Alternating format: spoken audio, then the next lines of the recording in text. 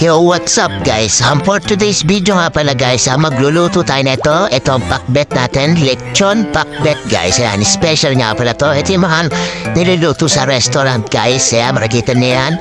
Ito nga, meron tayo nga pork mask guys. Tapos may mga gulay tayo, sitaw, ampalaya, okra, talong, kalabasa.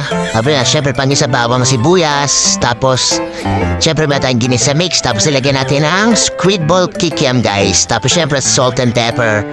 Ayun guys. Tapos eto nga pala. Vlog nga pala to ni Reese or ni Riding in Solo guys. Ayan, utol ko yan guys. Siya nga pala yung nag-prepare neto. Siya yung naghiwa. Siya daw magbablog niyan.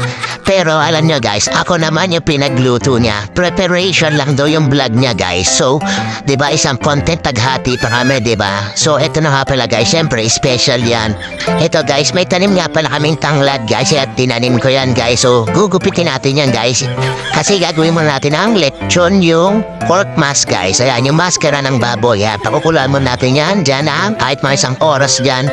Lagyan lang natin ito na syempre konting condiments guys. Para may lasa na siya at maglasang lechon siya guys. So ayan nga pala, nilagay natin ang tanglad yan. Siyempre pinuha natin tanglad, hinugasan natin yan. Tapos konting sibuyas guys. Siyempre konting salt and pepper yan guys. Siyempre para may lasa-lasa na yan na konti, diba? Kung gusto nyo lagyan nyo ng pork cubes or ginisa mix, magic sarap, pampalasa, discard nyo na yan guys. Tapos panambutin nyo, nilagyan ko nga pa ito ng konting laurel.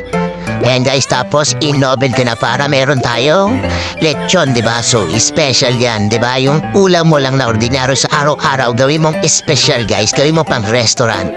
Tapos ito, maggisa ka ng bawang, syempre automatic yan, kailangan maging golden brown. Pag umamoy na yun na yun, lagyan mo ng sibuyas yan, syempre gisa-gisa, basic lang yan guys, alam niyo na yan, diba? Huwag niyo na pagtalunan kung anong uunahin, bawang o sibuyas.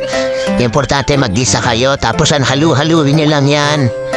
Siyempre gusto niya lagyan niya ng konting salt and pepper para umpisa pa lang nalutong nag-isa pa lang mabango na at may lasa na guys. Ganun kasi ako magluto guys.